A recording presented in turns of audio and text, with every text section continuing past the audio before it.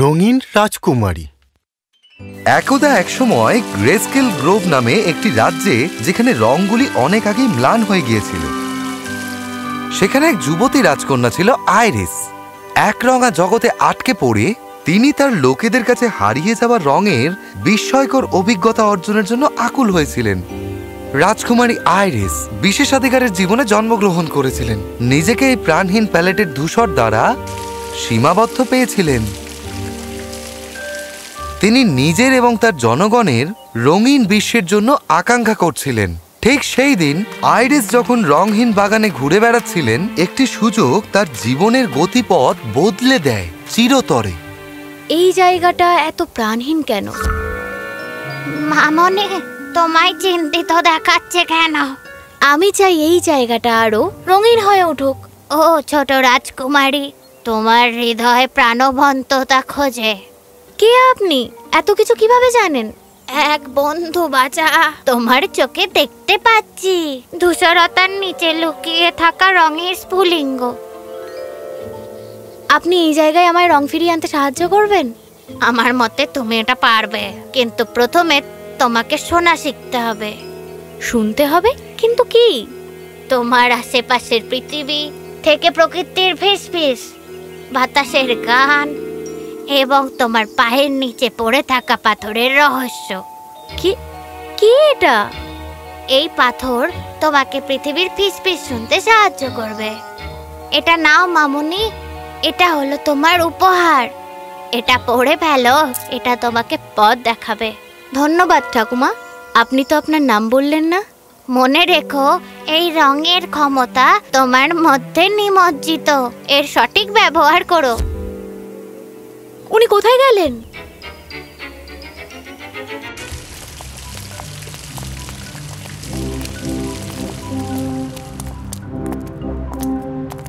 সময় হয়ে গেছে আমি কে তা দেখানোর।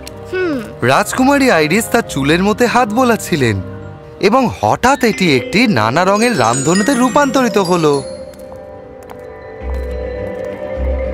এরপর তিনি তার ধূসর পোশাকেও হাত বোলালেন। মহোদয়া, কি হয়েছে আপনার? আমি কেবল আমার সাধারণ রং দেখালাম। তুমি কি তোমারটা দেখতে চাও? আমি নিশ্চিত নই। এটা কি নিরাপদ? হ্যাঁ, অবশ্যই। তুমি দেখতে চাও?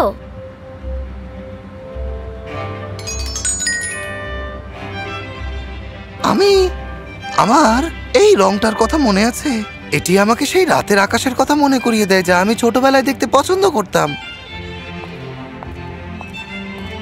ক্ষমা করবেন মহাশয়, আমি নিজেকে আটকাতে পারলাম না। কিন্তু আপনার দোকানে সবকিছু ধূসর। আমি কি একটু চেষ্টা করব? আমার মনে হয় যেমন এখানে কোনো নিস্তেজ হতে পারে না। পৃথিবীতে কেমন? আমার কাছে একটি গুণ আছে যেটি মানুষকে শুনতে এবং বুঝতে সহায়তা করে এবং সাহায্য করে তাদের নিজেদের রং বের করে আনতে।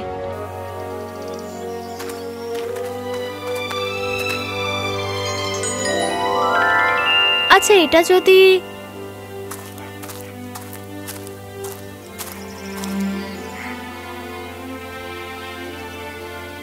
তুমি কি দেখেছ সেই ব্রুশ, সেই গাছ? এটা সুন্দর। আমি আমার সারা জীবনে এমন কিছুই দেখিনি। ওই গোলাপি জিনিসগুলো কি? এগুলো জাপানি চেরি। তুমি কি এগুলো আরো দেখতে চাও?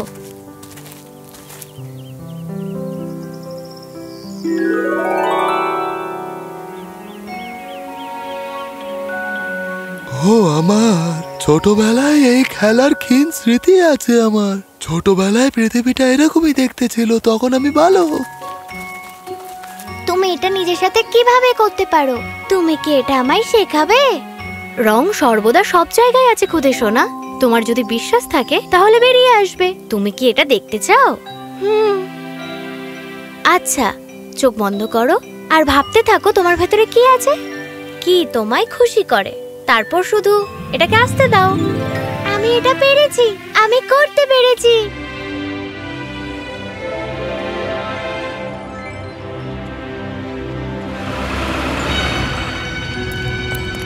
সেই রঙিন দৃশ্যটি বাধাগ্রস্ত হয় একরঙা পুরুষদের একটি দলের আগমনের ফলে। মিস আইরিস, মেয়র মনোক্রোম আপনার তাৎক্ষণিক উপস্থিতি অনুরোধ করেছেন। আমি কারণটা জানতে পারি? এই তথ্যটি শ্রেণীবদ্ধ করা হয়েছে, দয়া করে আমাদের সাথে আসুন। তুমি যেও না রঙিন রাজকুমারী, কোনো ব্যাপার না। মনে রেখো, যে রং তোমার মধ্যে আছে সেটা কেউ নিতে পারবে না। তোমরা কেউ চিন্তা করো না, আমি এটা দেখে নেব। চলুন মহাশয়েরা, নিয়ে চলুন।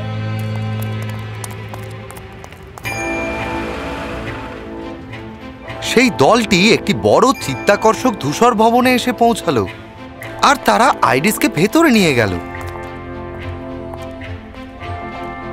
মিস আইরিস, আমি মনে করি আমাদের এই বিষয়ে একটি গুরুতর আলোচনা করা দরকার। আপনি আমাদের শহরে বিঘ্ন সৃষ্টি করেছেন। আমার রাজকুমারী আইরিসটাই পছন্দের, আর আমার মনে হয় যে এটাই আমায় ফুটিয়ে তোলে। মহোদয়, তবে আমি শুনছি। আপনি হয়তো শহরের কিছু মানুষের মন জয় করেছেন মিস আইরিস, কিন্তু আমি আশ্বাস দিচ্ছি গ্রেস্কেল গ্রোভ প্রজন্মের পর প্রজন্ম ধরে এক রঙে সমৃদ্ধ হয়েছে। আমাদের দরকার নেই আপনার রং, আমাদের জীবনযাত্রাকে ব্যাহত করছে। এটা ক্ষুদ্র মানুষের থেকে আসা বড় উক্তি। আমি এখন এই মাটিতেই দাঁড়িয়ে আছি। রঙিন জীবন সত্যিই সুন্দর। আপনি বুঝতে পারছেন না মিস আইরিস, রং শুধু নান্দনিকতার বিষয় নয়, এটা বিপজ্জনক। আপনার এটা মনে হওয়ার কারণ? এটা অপ্রাসঙ্গিক। আমি ভয় পাচ্ছি যে আমি এই রঙিন বিপ্লব চালিয়ে যেতে দিতে পারি না মিস আইরিস। আপনি আমাদের চূড়ান্ত রক্ষা কবচ প্রকাশ করা ছাড়া আমার আর কোনো উপায় রাখলেন না। দেখুন, গ্রেস্কেলের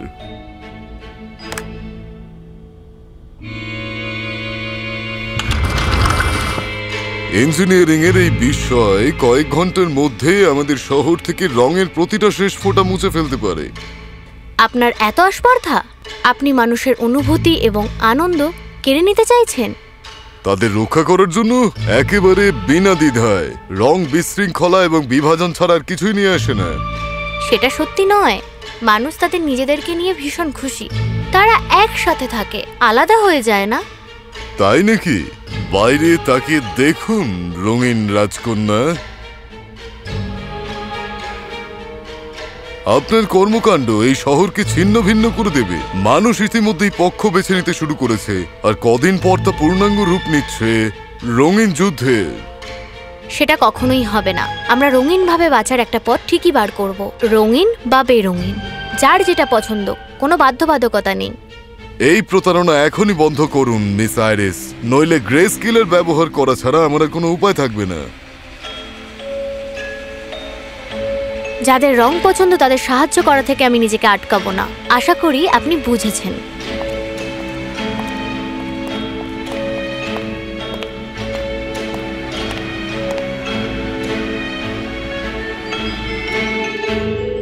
আইরিস, আমার মনে হয় মেয়র মনোক্রমের অতীত সম্পর্কে তোমার কিছু জানা দরকার। এটা এমন একটা রহস্য যেটা শুধু তাকেই নয়, বরং পুরো সাম্রাজ্যকে এরকম বানিয়েছে। এটা এক রঙিন উৎসবের ঘটনা। 40 বছর আগে পুরো সাম্রাজ্য উদযাপন করছিল। কেউ আসতে দেখেনি। সাপোর্ট স্ট্রাকচারগুলো ব্যর্থ হয়েছিল এবং হঠাৎ করে রঙের একটি জোয়ারের তরঙ্গ রাস্তায় প্লাবিত হয়েছিল। এই উৎসবে অনেকেই আহত হয়েছিল। কিছু মানুষ তো বাঁচতেও পারেনি। তরুণ টিমিকে কয়েক ঘন্টা পরে একা এবং ট্রমাগ্রস্ত অবস্থায় পাওয়া যায়। সেদিন আমরা যাদের হারিয়েছি তাদের মধ্যে তার বাবা মাও ছিলেন। এটা সাংঘাতিক। কোনো সংকেত পেলাম না, কিন্তু এটা অনেক কিছু বলে দিল। সেই আঘাতই তাকে বদলে দিয়েছে মিষ্টি মেয়ে। যতই টিমি বড় হচ্ছিল ততই তার রং দেখে বিপদ, আশঙ্কা এবং ক্ষতি মনে হতে লাগলো। এবং এখন তিনি মেয়র মনোক্রম। আমি আশঙ্কা করি যে তার কর্মকাণ্ড আমাদের আরো বড় ট্র্যাজেডির দিকে নিয়ে যেতে পারে। ঠিক পরের দিনই শহরটি বিভক্ত হয়েছিল। একদিকে প্রাণবন্ত রং, অন্যদিকে অটল ধূসর। উত্তেজনা ছিল তুঙ্গে।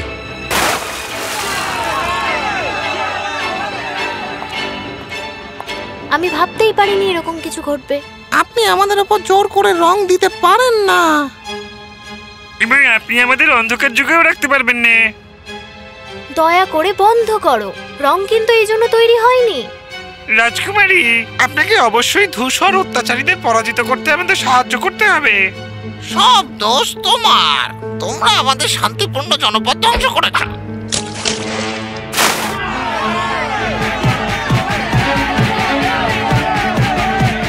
আমি আবার কি করলাম?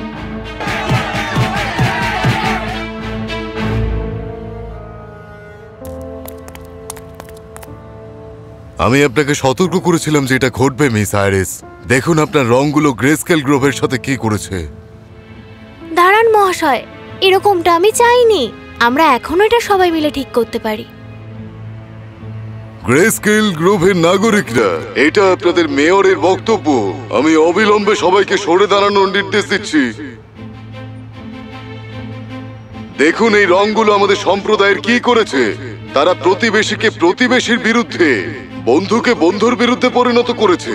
আর এখানেই শেষ নয়, আমার হাতে আমি আমাদের মুক্তির চাবিকাঠি রাখি। এই বোতামটি একবার টিপলে গ্রেস্কেলার সক্রিয় হবে, আমাদের শহরটিকে তার যথাযথ শান্তিপূর্ণ অবস্থা ফিরিয়ে দেবে। এই সব বিশৃঙ্খলা, এই সব রং মুছে যাবে। দাঁড়ান, আমি আপনার ক্ষতির জন্য দুঃখিত মহাশয়। আপনি তখন যুবক ছিলেন। অত বছর আগের সেই রঙিন মেলায় সেই রঙের পাত্রগুলি পড়ে যাওয়া উচিত হয়নি। তাতে সব জায়গায় রং ছড়ায়, মানুষেরা চিৎকার করে, দৌড়াতে থাকে। এই সব কিছুর জন্যই আমি ক্ষমা প্রার্থী। গ্রেস্কেল গ্রোভ এখন নিরাপদ, সম্ভবত নিয়ন্ত্রণে। আপনার রং তারা ফিরিয়ে আনে বিশৃঙ্খলা, বিপদ। কিন্তু মেয়র, আপনি রংকে ভয় পেয়ে আপনি সেই দুঃখজনক ঘটনাটিকে কেবল আপনার জীবনকেই নয়, শহরের সবাইকে বেরঙিন করছেন। রং নিজেই দুর্ঘটনা ঘটায়নি, এটি শুধুই একটি দুর্ভাগ্যজনক পরিস্থিতি ছিল। আপনি জানেন না সেটা কেমন ছিল? ঠিক বলেছেন, আমি জানি না। কিন্তু আমি এটা জানি যে কোনো কিছু থেকে পালালে তার কষ্ট থেকে পালানো যায় না। এটা শুধু আতঙ্ক ছড়ায়। মহাশয়, আমি আপনাকে কিছু দেখাতে পারি? আমি কথা দিচ্ছি সারা জীবন আপনার নিয়ন্ত্রণেই থাকবে। চোখ বন্ধ করো টিমি, আর বাবা মায়ের সাথে কাটানো সুন্দর মুহূর্ত ভাবো, দুর্ঘটনার আগে। চোখ খুলুন মহাশয়। এই রংটা আমার মায়ের প্রিয় পোশাকের ছিল।